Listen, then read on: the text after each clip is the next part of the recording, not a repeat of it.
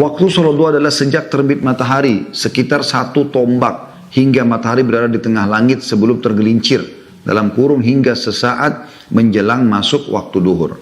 Yang paling utama adalah sholat duha setelah panas menyengat. Ini berdasarkan hadis Zaid bin Arqam dari Nabi SAW bahwa beliau bersabda, "Sholatul awwabina hina tarmadul fisal." Sholat al-awwabin atau duha adalah ketika anak unta telah merasa kepanasan. Ada penjelasan di sini dikatakan lafaz tarmadul fisal, ya, artinya kerikil dan pasir telah panas oleh sengatan matahari sehingga telapak kaki anak unta merasa kepanasan. Sebagaimana diambil dari kitab Syarhun Nawawi ala Sahih Muslim jilid 4 halaman 276. Ya. Dalam lafaz yang lain, sholatul awwabina idza ramadatil fisal. Sholat al-awwabin atau sholat duha itu adalah dikerjakan apabila anak unta telah merasa kepanasan. Hadis riwayat Muslim dalam kitab Sholatul Musafirin di nomor 748. Kata beliau, tidak mengapa mengerjakannya setelah matahari sepenggalahan naik. Dan yang paling utama adalah mengerjakan setelah hari sangat panas sebelum waktu yang dilarang. Ya, semua diambil dari Majmu' Fatawa Ibn Bibas di jilid 11 halaman 395. Itu tentang waktunya ya. Jadi jangan sampai belum terang langit Anda sudah sholat duha. Ya. Yang keempat, jumlah rakaat sholat duha tidak memiliki batas tertentu. Hal ini karena Rasulullah SAW berwasiat untuk melaksanakan 2 rakaat duha dan menjelaskan keutamaannya. Sebagaimana hadis Bukhari 1981, Muslim 720 dan 721. Dalam hadis Aisyah radhiyallahu anha, ia berkata Rasulullah SAW sholat duha 4 rakaat dan menambahkan sebagaimana yang dikehendaki Allah Ta'ala. Maksudnya sebagaimana yang Allah izinkan buat dia. Hadis riwayat Muslim nomor 719.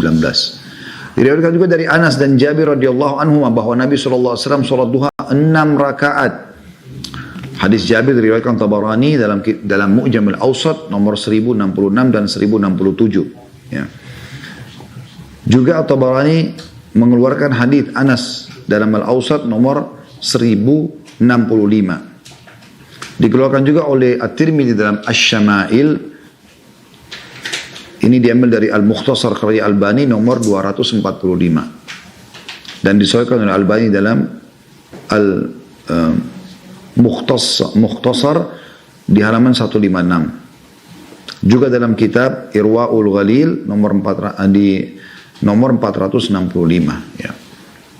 Jadi ini semua menunjukkan tentang adanya 6 rakaat riwayat ya. Dan ditegaskan juga dari riwayat lain dari Ummu Hani binti Abi Thalib radhiyallahu anha bahwa Nabi SAW sholat di rumahnya pada hari pembebasan kota Mekah sebanyak 8 rakaat setelah siang naik. Ia berkata, aku tidak melihat sholat beliau yang seringan ini, akan tetapi beliau tetap menyempurnakan ruku dan sujudnya. Hadis riwayat Bukhari dan Muslim. Bukhari sebutkan nomor 1103, sementara disebutkan oleh Muslim di nomor 336. Jadi ini ada bertambah ya, sudah ada hadis tentang 2 rakaat, ada yang mengatakan 4 rakaat, ada juga yang menyebutkan 6 rakaat, dan ada juga yang menyebutkan 8 rakaat. Dan juga ada hadis Amr Ibn Abbas radhiyallahu anhu menunjukkan bahwa sholat duha tidak memiliki batas maksimal yang tertentu. Dalam hadis ini Nabi SAW bersabda, "Sholli sholat as-subhi, thumma aqsir anis sholati hatta tatlu asy-syamsu hatta tartafi'a, fa inna tatlu baina qarnay syaitan, wa hina idzin yasjudu laha al-kuffaru, thumma sholli fa inna as-sholata mashhudatun mahduratun hatta yastaqilla adh-dhillu bir-ramhi." Atau birrumhi, thumma aqsir anis salati fa inna hina idzin tusjaru jahannam. Titik. Ya, ini hadisnya panjang tapi diambil adalah saksi bahasan kita.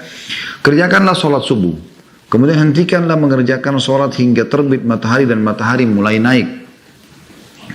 Karena matahari itu terbit di antara 2 tanduk syaitan. Dan ketika terbit itulah orang-orang kafir sujud kepadanya. Kemudian sholatlah, karena sholat saat itu disaksikan dan dihadiri, ya. Maksudnya oleh para malaikat sampai bayangan tombak memendek.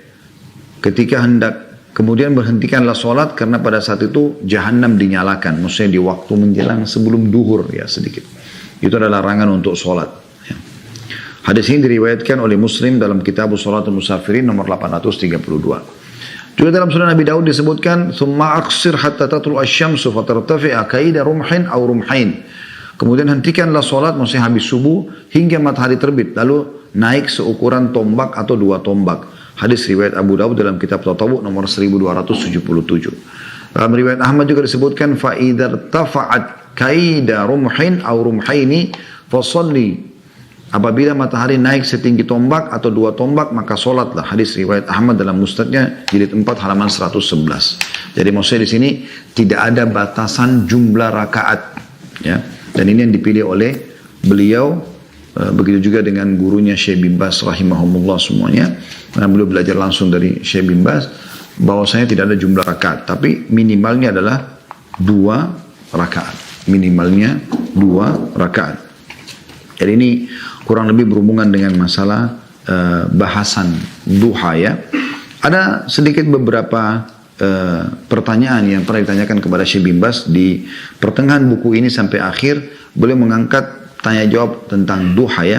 Tapi ada yang ditambahkan. Misalnya, kapan waktu dimulai sholat duha dan kapan berakhirnya berdasarkan hitungan menit. Maka Ibnu Utsaimin rahimahullah menjawab, sejak matahari meninggi seukuran 1 tombak, yakni sekitar 1/4 atau 1/3 jam sesudah terbitnya.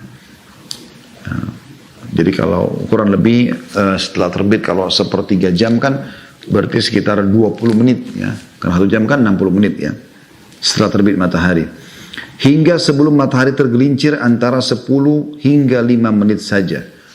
Jadi kalau kita mau sholat duha, mau sholat duhur itu kan, jadi 10 menit sebelum sholat, kata beliau 10 atau 5 menit sebelum sholat duhur udah nggak boleh lagi sholat duha. Sebelumnya dibolehkan. Jadi ini yang disebutkan tentang salah satu pertanyaan tambahan lah ya, salah satu pertanyaan tambahan. Kalau masalah apakah sholat duha dianjurkan setiap hari, pernah juga ada yang bertanya kepada Syekh bin Baz, beliau menjawab sholat duha adalah sunnah setiap hari.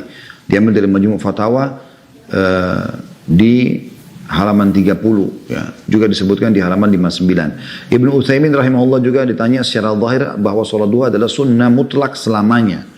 Diambil dari Asy-Syarhul Mumti' jilid 4 atau di halaman 4 dan halaman 83. Ada juga pertanyaan, mungkin ini tambahan informasi, apa perbedaan antara sholat isyraq dan sholat duha?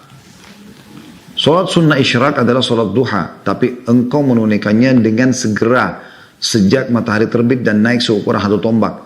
Jika itu dilakukan di akhir waktu atau di tengah waktu, maka itu adalah sholat duha. Jadi sebenarnya sholat duha juga, cuman kan keutamaannya adalah dia orang itu mengikat diri, dia sholat subuh di masjid berjamaah, dia duduk berzikir sampai awal waktu duha, lalu dia sholat 2 rakaat. Nah, tetap dapat keutamaan sholat duha yang menyelamatkan 360 sendi, ya sunnah Nabi SAW. Tapi dia punya keutamaan sendiri karena dia terikat dengan subuh berjamaah di masjid. Maka itu keutamaan yang mendapatkan pahala haji dan umrah. Jadi sebenarnya disilakan isyraq itu karena awal kelihatan matahari itu ya. Nah, tetap dia dihitung sholat duha. Ini termasuk tambahan informasi ya. Kemudian kapan waktu paling utama untuk sholat duha? Waktu utama sholat duha ialah ketika anak-anak unta mulai kepanasan, yakni ketika waktu duha atau terik matahari sedang menyengat sebelum matahari tegak di tengah-tengah. Diambil dari buku atau Fatwa Lajnah Daimah jilid 6 halaman 148. Kemudian ada pertanyaan juga, apa hukum sholat sunnah secara berjamaah seperti sholat duha? Apakah boleh? Dijawab oleh Syekh bin Baz, tidak apa-apa, tidak mengapa mengerjakan sebagian sholat sunnah secara berjamaah, tapi ini tidak boleh dijadikan sebagai sunnah yang rutin. Setiap kali mereka mengerjakan sholat sunnah, mereka melakukannya secara berjamaah. Maksudnya tidak boleh setiap hari, tapi sesekali dibolehkan. Kemudian pertanyaan selanjutnya mungkin ditambah informasi. Ini semua pertanyaan jawab saja ya. Tambahan informasi buat kita.